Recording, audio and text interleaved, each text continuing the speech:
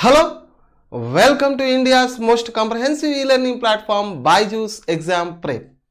We are in the special series called Concept Capsules, and in this lecture I am going to explain one of the very interesting topic, that how to convert the solar panel to the Thevenin circuit. Sir, why you are going to take this topic? It is very simple. In my past experience, I have come across many students who knows the statement of the Thevenin theorem, who knows how to solve the questions in the Thevenin theorem, but they really don't know what are the practical applications of the Thevenin theorem. Being an engineer, it is your duty to understand the practical significance and the practical applications of any concept what you are going to study, isn't it? So this is all about showing you the practical applications of the Thevenin theorem. Of course, in the practical applications, we specially cover a special topic called solar panel. Well, before getting into the actual topic, let me quickly introduce about myself to the new students. Myself, Phanindra. All put together, I have 11 plus years of teaching experience. Of course, I have taught more than 50,000 students, especially for GATE as well as engineering service examinations in the subjects of control systems, circuit theory and measurements, and industrial instrumentation. Of course, I am specially known for industrial instrumentation. So, without wasting the time, let's get into the actual topic, that is the practical applications of the Thevenin theorem. Before going to discuss the practical applications, let me take 2 to 3 minutes and explain the definition of the Thevenin theorem and the basics of the Thevenin theorem, and then we will move to the practical applications. Will it be fine? Yes. What is the definition of the Thevenin theorem? It states that any two-terminal linear circuit consisting of large number of circuit elements. What do you mean by circuit elements? So the circuit elements may be resistors, voltage sources, current sources, inductors, capacitors, any element that presents or that is capable to present in the circuit, it would be called as a circuit element, isn't it?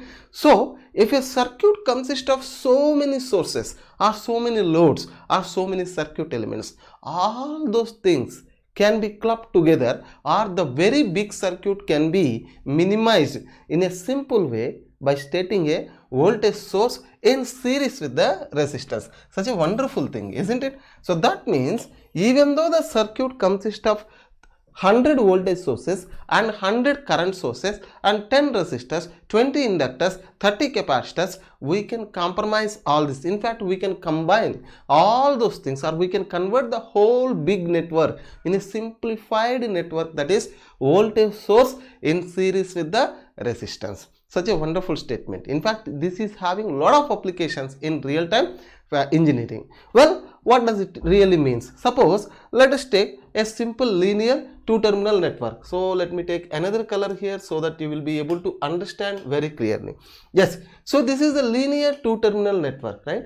So I am saying that in this network we have so many voltage sources, so many current sources, so many resistors, so many inductors, whatnot. Many things are there in this particular linear network. Okay, I cannot show everything, so that I will open a simple box and put it as a linear two-terminal circuit. And this linear two-terminal circuit, at the terminals, at the output terminals, it is connected to a load here. So all of you can easily see there is a load here, and we have connected the load across the output terminal of a linear network, right? So now if I ask a question to you, what is the amount of the current that is going to flow, or what is the current that is flowing through the load, or else what is the voltage that is available across the load? So in simple language, I can say this is IL, and we can even call this as a VL. So if you want to know current flowing through the load, or if you want to know what is the voltage available across the load, you require to understand, or you require to implement some of the circuit concepts, isn't it? Right? But as this circuit has a complex algorithm, in fact complex structure, and so many elements are there, it's quite impossible to analyze in a short span of time, right? That's why we use a simple model called Thevenin theorem or Thevenin equivalent circuit, which states is convert this linear circuit into a simple voltage source in series with the resistance. That means whatever the two-terminal circuit we have seen earlier, that can be converted simply like VTH in series with the resistance by opening the load. Clear? So we can already understand that now a very big circuit is converted into a single voltage source in series with the resistance, and people do call this as Thevenin equivalent or Thevenin circuit here. So let me write down Thevenin equivalent. So it is equivalent, short handwriting I am using here, equivalent. Now the most interesting part is that, have you understood why do we require to do this? Once we got this VTH in series with the resistance, we will bring the load once again and we will reconnect at the load terminals. Like that, the loop becomes very simple now, right? So if you ask a question, what is the load current now? It's very easy to say load current. What is the load current here? So load current is equal to the total voltage source, now VTH in the loop, divided by RTH plus this load. If I say it has a resistance of RL, so it is simple to say that RTH plus RL. Is it right? So now we will be calling that this VTH, especially this VTH, is called as Thevenin voltage or open circuit voltage, and this RTH is called as Thevenin resistance or open circuit resistance. So these are the basic fundamentals related to the Thevenin theorem, and I feel that many of you knows this. If you haven't known that, then go back to this session once again, you will become perfect. Okay, now what are the practical applications? This is the whole theme of the today's class, isn't it? So the first practical scenario. So in practical scenario, in many of the occasions, in most of the situations, we will be having so many devices as well as so many circuits or so many instruments which delivers or which generates output as voltage. Clear? So whenever a circuit or a device or any practical instrument, if it is capable to deliver output as a voltage, then we can convert or we can represent that particular instrument or a device in a single voltage source in series with the resistance, which is called as a Thevenin equivalent. Clear? Suppose if I say this is a simple sensor, okay, for example I am saying this, and it may take whatever may be the input. It may take my voice pitch as an input signal and it may generate output as a voltage.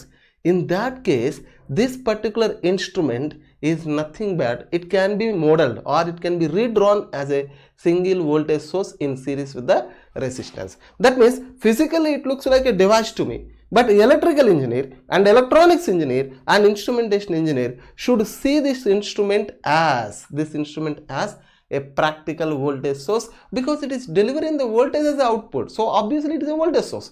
So a practical voltage source will have voltage source in series with the resistance, and in this class we specially call that voltage source as VTH and the resistance as RTH. Simple. Okay. Now moving ahead, suppose if you look at a practical example, as I was again and again saying that practical example, let me bring one of the famous example, that is solar panel. This is the point of the discussion, isn't it? So what do you mean by solar panel here? So in a simple language, every one of you can easily see and understand. This is a solar panel, right? It may be on your roof of your house, right, or roof of your building, and we have sun here. So assume that this is a very sunny day, hot, hot day, right? So now what happens on sunny day? We all know that. So the light will all the way travel here and it falls on the solar panel, right? So huge amount of light is going to fall on the solar panel. It's not about the huge amount of the light, it is about the intensity of the light. Then what solar panel will do? Many of you might not know the working of solar panel, but most of you might know, yes, solar panel is a very important device, isn't it? So what happens is, when the light falls on the solar panel, then a lot of operation will be executed, and finally we will be getting output here. This, let me call these two as a terminals of solar panel here, A and B here. I hope you are able to follow this, right? AB if I call, so across AB we will be getting the voltage. So let me call this as plus and minus, and if I say this is the output voltage generated, then I can say the output voltage generated by the solar cell is directly proportional to the intensity of the light, isn't it? Intensity of light. So what does it mean? So I don't want to go for so much of mathematics or physics or chemistry here. In a simple language, very vaguely, right? Anybody can understand this. The more the amount of the light intensity, the more amount of voltage you will be getting. The less the amount of light intensity, less voltage you will be receiving. Don't worry about the working of solar panel, because we are about to come with another lecture which explains the working of the solar panel. Okay, so ultimately what I should say is, when the light falls here with a huge amount of intensity, we will be getting the voltage here. Simple. Now can I call this entire solar panel as a voltage source now? Yes. Now what was our statement earlier? What was our discussion? Have you remembered the statement what we have made earlier?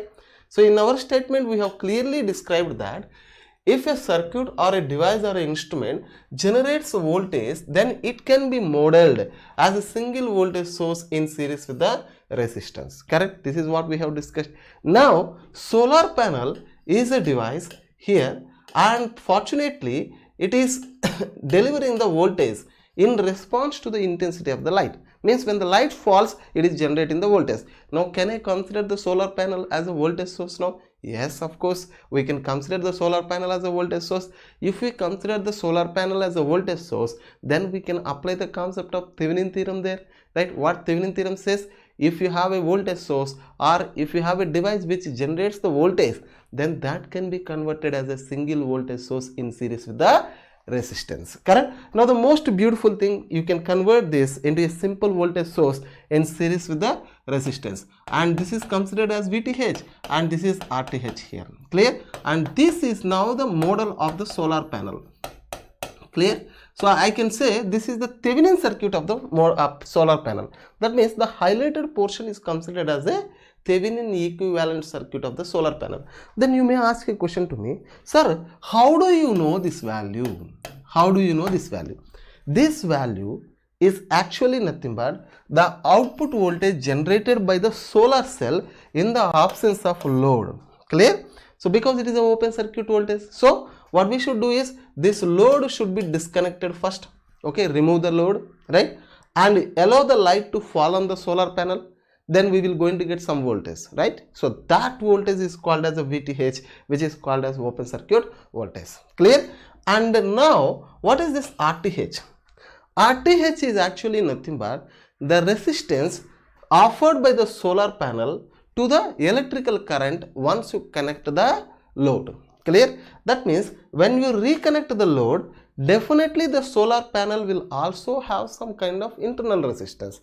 That is considered as a RTH. Clear? So this is the way how we actually do. That means we will have to understand one point clearly, that once the solar panel is capable to deliver the output as a voltage, it can be converted as a single voltage source in series with the resistance. That's the overall story here. Now where is our bulb here? So this is your load, right? Now we will reconnect this bulb here. So because when we are evaluating Thevenin equivalent circuit, first step is we will remove the load and find out VTH and RTH, because RTH is the internal resistance that is offered by the solar panel and VTH is the open circuit voltage generated by the solar panel. Once you know these two things, then we will take the bulb and connect here such that we will going to get a loop. Now if I ask a question, what is the amount of the current that is flowing through the bulb? Let us call this as IL here. IL is nothing but the load current. Now the load is bulb here. So what would be the current now? Now the current is so simple, VTH divided by RTH plus, what should I say? Of course the resistance of the bulb here. Clear? So simple. Now you may argue with me, sir, what is the requirement of knowing all these things? Can I say one thing? Suppose if I ask you a question, how to increase the brightness of this one? Okay? How to increase the brightness of this bulb? If I want to increase the brightness of this bulb, how do we increase the brightness? The bulb will glow very brightly if and only if the load current is more. How can we increase the load current? There are two options. Either the VTH should be increased here, or the value of RTH and R bulb, that net value should be decreased here. Clear? So it gives a clear idea to me. If I want more brightness from the bulb, then the solar panel has to provide more amount of voltage for a very less intensity of the light. Means sensitivity of the solar panel should be more. So we should go to the market and ask different people, different shopkeepers, provide me the solar panel which provides the more voltage for less intensity of the light.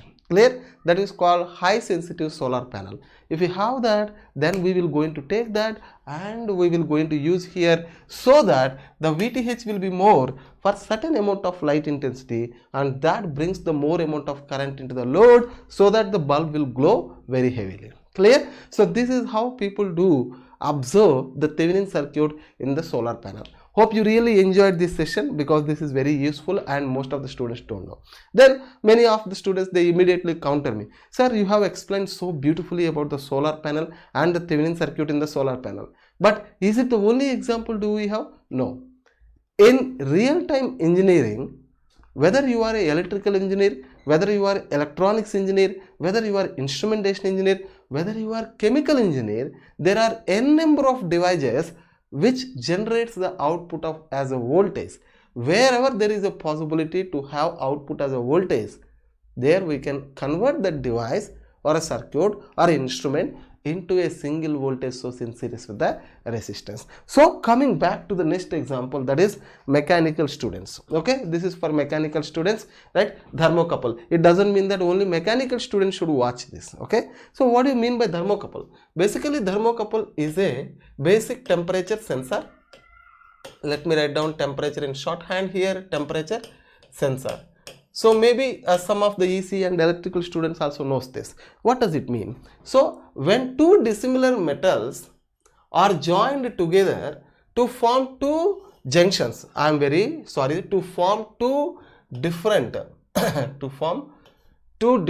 junctions here, and if these two junctions are kept at two different temperatures, then the thermo EMF will be generated. So many of you might know about the Seebeck effect, which is a counterpart of the Peltier effect in physics.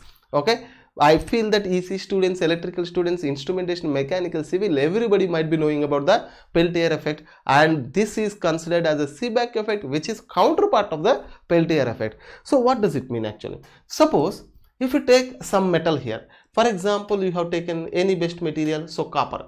Let me take copper as a metal here, and second metal, let me take a platinum here. So PT stands for platinum. So when I join these two metals and form one junction called, okay, one junction here, so let me call this as a first junction here, and here also we are having the metal here, so I can say copper, this color is for copper, and the platinum is in yellow color, right? So now here also we have another junction here, correct? So how many junctions we have? Two junctions we have. If you have two junctions here, and if both the junctions are kept at two different temperatures, now have you seen here, this junction is considered as a hot junction because we are heating that junction. We are heating that junction, and whereas this is called as a cold junction. Reason is we placed this junction in ice bath at 0 degrees centigrade.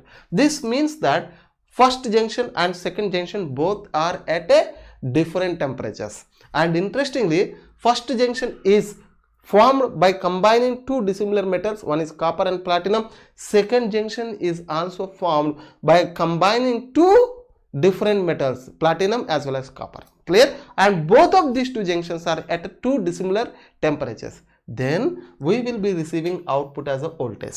Clear? And usually the output voltage, whatever we receive here, it will be directly proportional to the difference in these two temperatures, that is hot junction temperature and cool junction temperature. Clear? I hope you understood this. This is considered as a Seebeck effect. Now, why it is really matter in the circuit theory? Now I will tell you. This is an instrument or this is a device.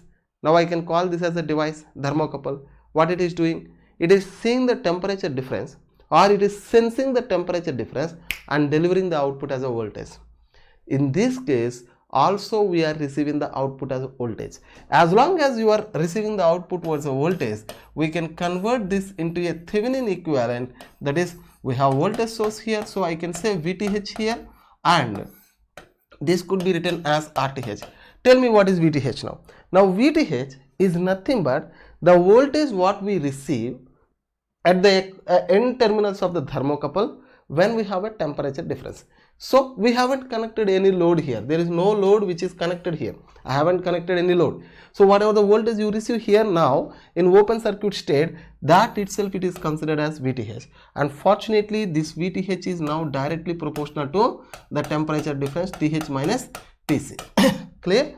And RTH is actually nothing but a contact resistances, because you see we are using the metal here, and both of them are joining here and there, right? So we will be having some portion of the resistance offered by this circuit, and that is called as a RTH.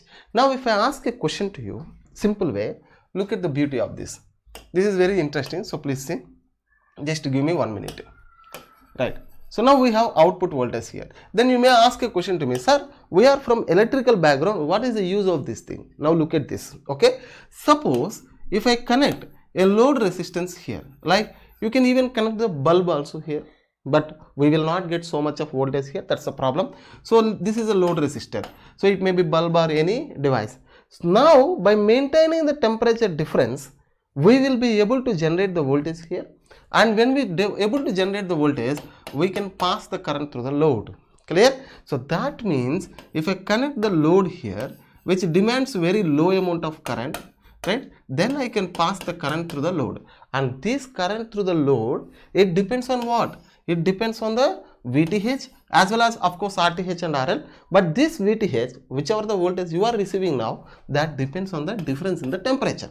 Clear? Such a wonderful thing, right? So this means the temperature difference can generate the voltage, and that voltage can lead or that voltage can drive the current through the load. So ultimately the current through the load is the result of what? Temperature difference. That's beautiful concept, isn't it? Now let me show you one more example, because I'm so interested in this, right?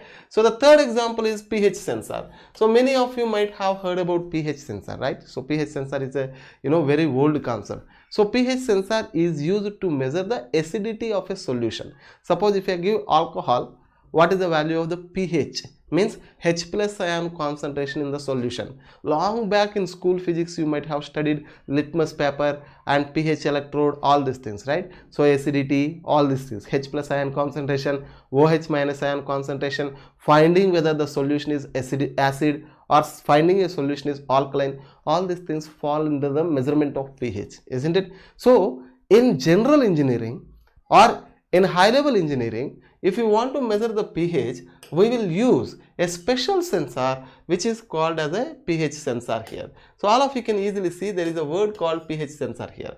What it actually do, right? So pH sensor, of course it has a lot of diagram here, right? So but in general sense, because you all people are from other departments, so I don't want to take much of your time.